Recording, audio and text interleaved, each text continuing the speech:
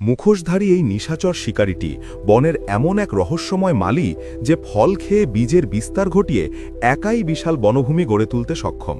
বৈজ্ঞানিকভাবে পাগুমা লার্ভাটা নামে পরিচিত এই প্রাণীটির মুখে থাকা সাদা ও কালচে রেখাগুলো একে অবিকল এক রহস্যময় মুখোশধারী যোদ্ধার মতো রূপ দেয়। এদের লম্বা লোমশ লেজ এবং তীক্ষ্ণ বাঁকানো নখর এদেরকে উঁচু গাছের মগডালে অবিশ্বাস্য সাবলীলতায় চলাফেরা করতে এবং ভারসাম্য রক্ষা করতে সাহায্য করে। এরা মূলত গন্ধগোকুল পরিবারের সদস্য এবং এদের খাদ্যতালিকায় বৈচিত্র্য লক্ষ্য করা যায়। এরা মূলত সর্বভুক। বুনো ফলমূলের পাশাপাশি এরা ইঁদুর, ছোট পাখি এবং বিভিন্ন কীটপতঙ্গ শিকার করে বাস্তুসংস্থানের ভারসাম্য বজায় রাখতে গুরুত্বপূর্ণ ভূমিকা পালন করে। এদের বিশেষ হজম প্রক্রিয়ার কারণে ফলের বীজ অক্ষত থাকে, যা নতুন চারা উৎপাদনে সহায়তা করে। গভীর রাতে যখন পুরো অরণ্য নিস্তব্ধ থাকে তখন এরা গাছের ডালে ডালে সক্রিয় হয়ে ওঠে। এদের প্রখর ঘ্রাণশক্তি এবং অন্ধকারে দেখার তীক্ষ্ণ ক্ষমতা এদেরকে এক দক্ষ ও নিভৃতচারী শিকারীতে পরিণত করেছে।